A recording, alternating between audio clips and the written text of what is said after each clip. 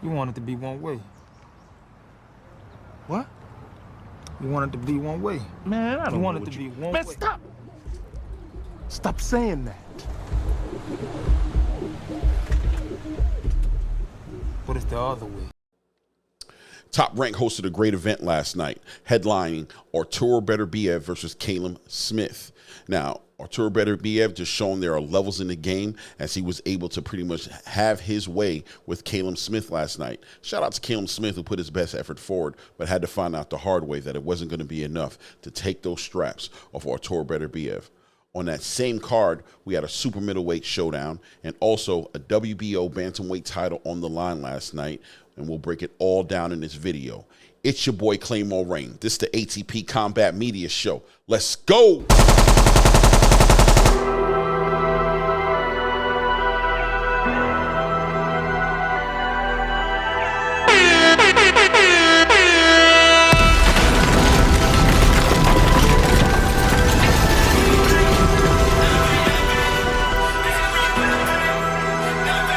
Right.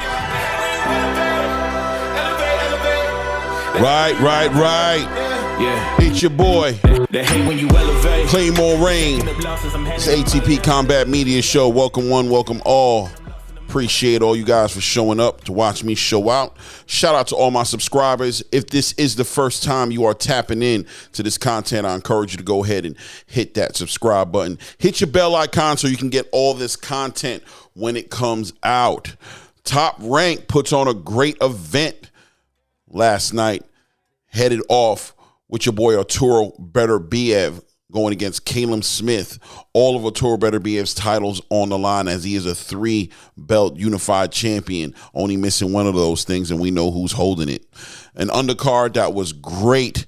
We had Christian Midley in the super middleweight showdown against Rohan Murdoch, and of course we had a WBO Phantom title title shot on the line as Jason Maloney defended his title against Saul Sanchez. Great card last night. Let's start at the first fight on that card, which was Jason Maloney versus Saul Sanchez. I'll tell you guys what, man, a great fight. Might, potentially arguably the best fight on the card, or at least the most competitive fight on the card, as Jason Maloney had a gamed Saul Sanchez in front of him. The match started off pretty much, it was fireworks from the start.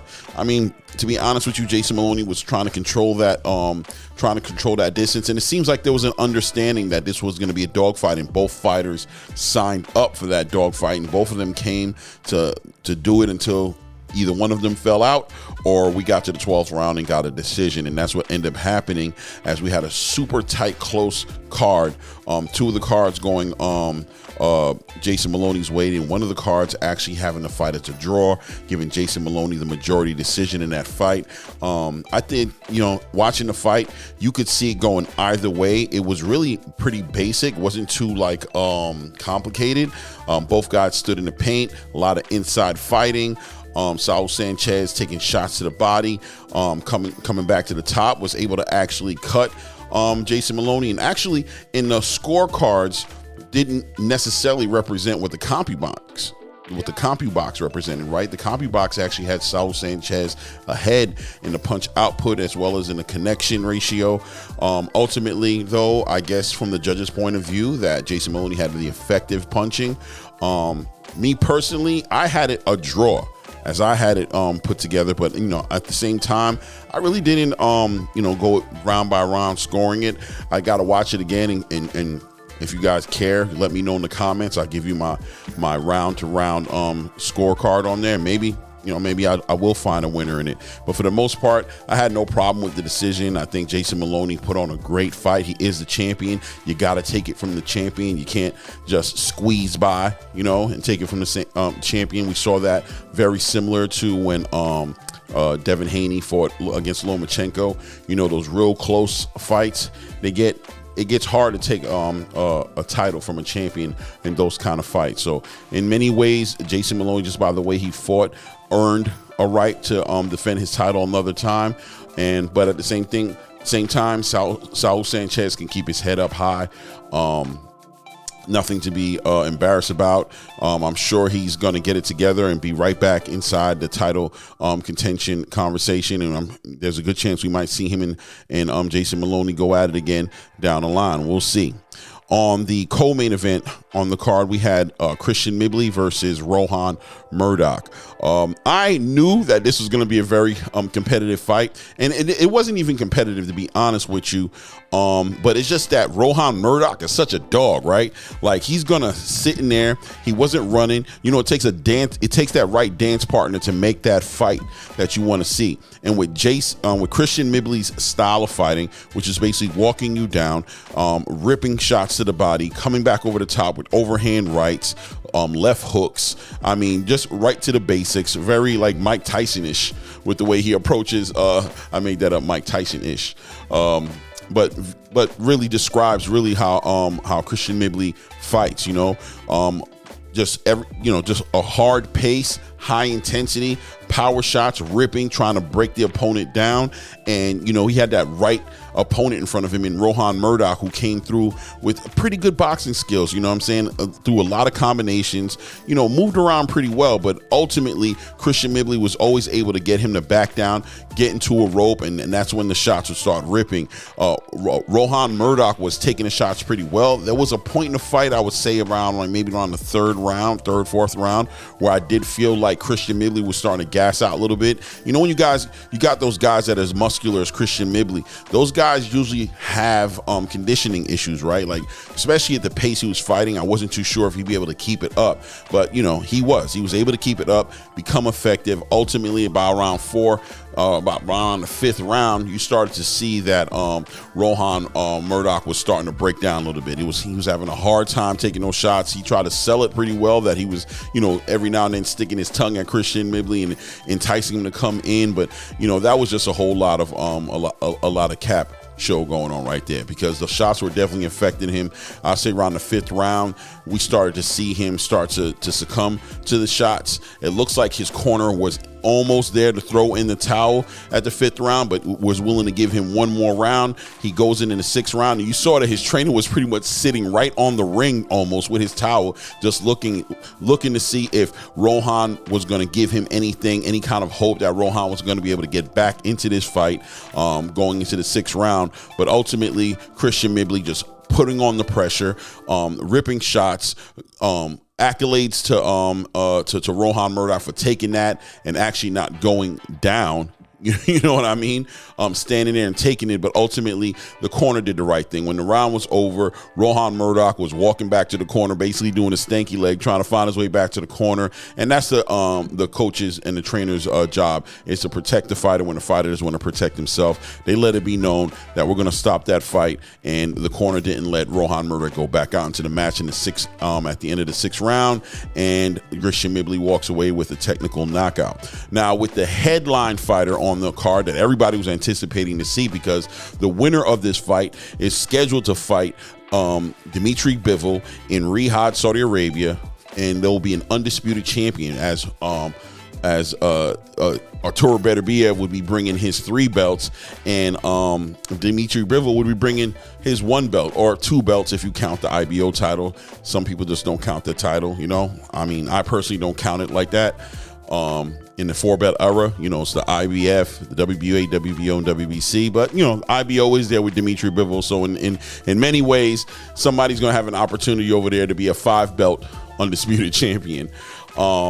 And going into this fight, we knew on paper that Berterbiev was the favorite to win the fight. It made sense. Berterbiev coming into this fight with 19 wins, all 19 fights and 19 wins, all 19 wins coming by way of knockout. So this man has a 100% knockout ratio. Callum Smith coming in with one loss on his record, and that was a fight that he did with Canelo Alvarez back when he was at super middleweight. Now moving up to light heavyweight, ever since that fight, had 2 knockouts. In the past 2 years, only fought twice, so also wasn't in the ring as much, but he did have 2 stoppages on his record in that light heavyweight division. So, you know, coming in, we knew that Callum Smith was going to be behind the ball, but there were a lot of things that were that were questioned and unanswered, that we were looking for answers in that night. One of them being Berterbiev and his age. You know, he really took a little hiatus dealing with a infection that he had in his jaw. and really was questioning him being 37, 38 years old, basically about to be 39 from what I understand, in a few weeks. You know, that Father Time is just undefeated, right? And with these fighters, it's like they go to sleep one night, they're one person, and the age just kicks in overnight. Wake up the next day, and all of a sudden, you know, they're aged, and they don't even realize it a lot of times till they get in the ring. So I questioned as to what that was going to look like for Berterbiev, and Callum Smith being a motivated game opponent who was also looking to become a world champion and had an opportunity coming from the super middleweight division, coming to light heavyweight division with those aspirations. This was going to be a night for him to show out. Going into this fight, we found out that Berterbiev had some issues. Like I'm really not even sure how to deliver this all the way, because I don't know how to receive it as far as this whole atypical result on his blood work, basically saying that there were some level issues with his testosterone, that there were points in time where the testosterone spiked up and then but came back to normal. I mean, ultimately VADA let the fight go on and said that they weren't counting it as a positive test, but at the same time, questions and concerns as to what did that mean, and why did that raise a flag, and what boxes did it check for them to let it go and say that it no longer was going to be an issue. Victor Conti commented on the situation, stating that these things do happen usually when fighters are deadlifting, doing squats, things of that nature, that it can spike the testosterone level for a small amount of time, but ultimately it'll level back out. He basically said there was nothing to worry about, and he had no concerns about what the atypical results said. So, you know, Callum Smith also communicated he had no issues as long as the doctor said that Berterbiev was good to go. He was more so interested in focusing on getting a win and becoming a unified light heavyweight champion and getting an opportunity to become an undisputed champion. Well, the fight went on. Berterbiev comes in there, and we're trying to see what's going on. I'll be honest with you, Callum Smith looked pretty good in like the first 2 or 3 rounds. I think one issue that I saw with Callum Smith is that he was letting Berterbiev cut the ring off on him, and he'd end up on the ropes a lot.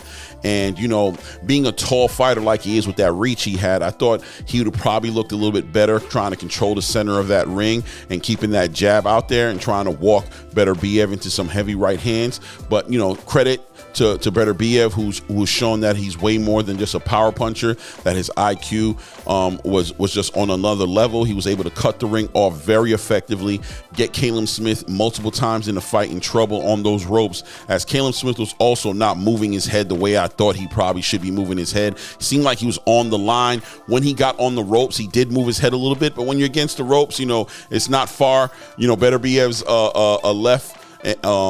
left jab and his right hook and right straights, but you know, they find their way a lot easier, and he was finding him. It just seems like he was finding Callum Smith against those ropes. I think Callum Smith had about, in my opinion, about 3, I'll say 2 to 4 opportunities and areas where I saw him like letting his hands go. Combinations were looking good, but ultimately fighting low and just kind of fighting, bringing his not using the leverage, you know what I mean, that I feel like he brought into the fight, which was his height and his long arms. You know, bringing his body low like that, and constantly doing this kind of like curl away thing to where Berterbiev was able to walk him into hooks. There was actually one, I think it was around the 4th or 3rd round.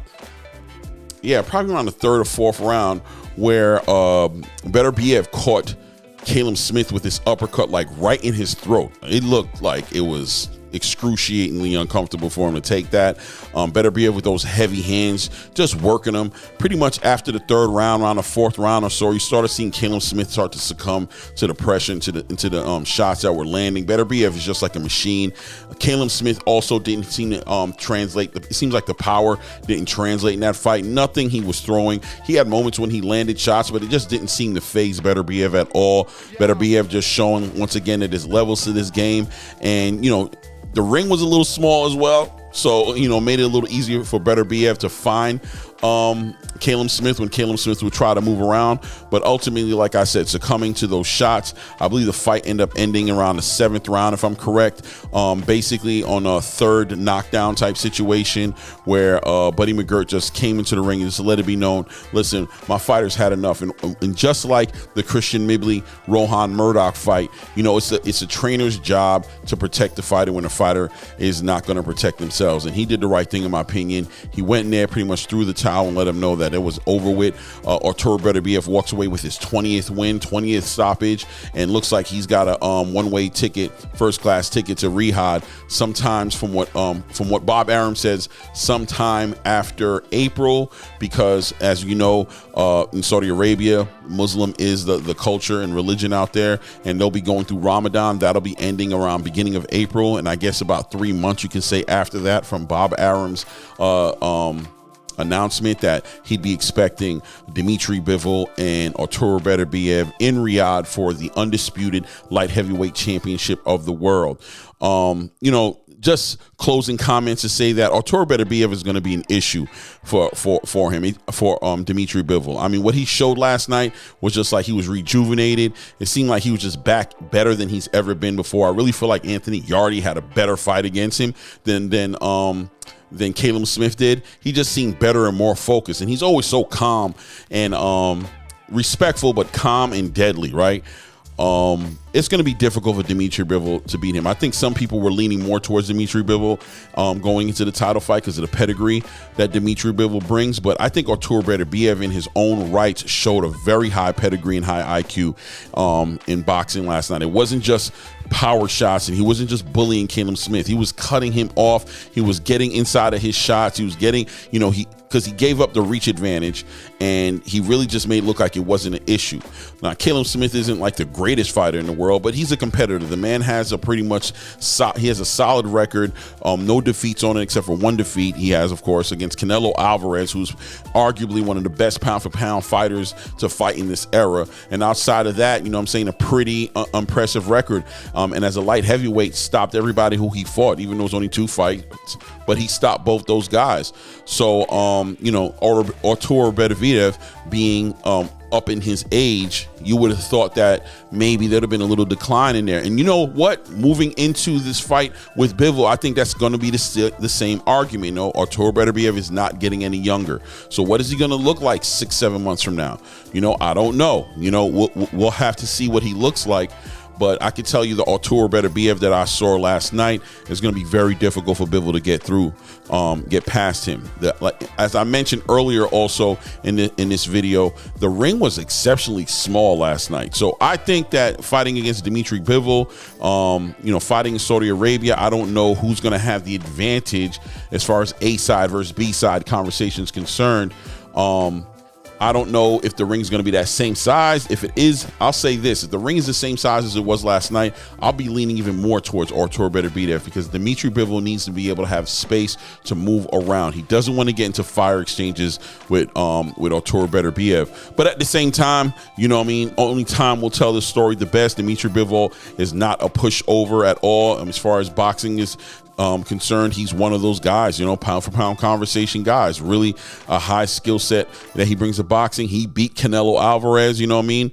None of these guys can bring up a as far as record is concerned, that win over Canelo Alvarez makes his record just with that one fight better than Artur Berterbiev as far as I'm concerned, you know what I mean, as far as pedigree of fighter. So, you know, Dmitry Bivol could definitely handle his own, and truth be told, in my opinion, Dmitry Bivol has pretty good power. He has decent power. Now, is he knocking people out like Artur Berterbiev? No, that's not what's happening, but I think he has what I like to call honest power, right? He'll keep a fighter in front of him honest, a fighter uncomfortable enough to not want to just jump in the way Artur Berterbiev was comfortable with just jumping into Callum Smith because he just wasn't being faded by what Callum did. I think Dmitry might have a little bit more pop than Callum, maybe. I don't know.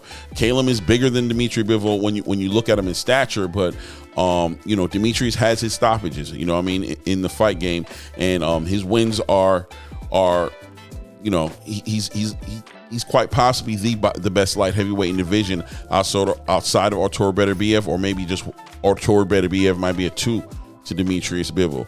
So we'll see how it turns out. Like I said, they have an appointment. They haven't had a date yet, but it will be after Ramadan. It will be in Riyadh. His Excellency Turki Al-Sheikh is going to make sure they're both well compensated, and we should be getting a undisputed light heavyweight champion this year. But you know, if you guys have any comments, let me know what you thought about Artur Berterbiev. Now, after seeing that performance that you guys saw, what do you think now about him and Dmitry Bivol? Do you think Artur Berterbiev walks away and is the undisputed champion at the end of the day? Does Dmitry Bivol still have a chance? Is his boxing IQ still reign supreme in your mind? Do you think that Dmitry Bivol just brings a whole nother level of pedigree to the ring that Artur Berterbiev has never seen? And although he's powerful, maybe all that power can be drowned out and taken away from him just by good foot movement and good boxing at the end of the day. You guys let me know what you think. Let me know what you think was the fight on the card as well. I'm telling you guys, I think that Jason Maloney and Saul Sanchez was definitely the most, I don't think it's arguable that was the most competitive fight on the card. Christian Midley and Rohan Murdoch was a good fight just because it delivered on just the action. Both guys came in there to fight. Nobody, you know, faded away from the fight or shied away from the exchanges. But ultimately, Christian Midley just built different, you know, Rohan Murdoch could only take so much before it just had to be what it was going to be, which was his corner throwing in the towel and just letting it be known that it's done. We're not going to do this anymore. Let me know what you think. And guys, remember to subscribe. Hit your bell icon so you can get all this content when we put it out. It's your boy Claymore Rain. This is the ATB Combat Media Show, and at this point, we out.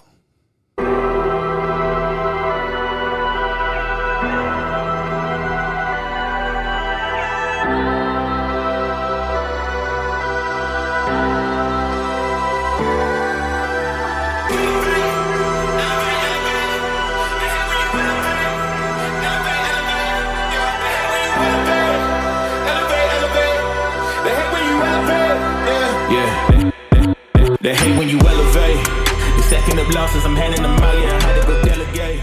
It feel like I'm floating, I'm lost in the moment. I swear I could levitate.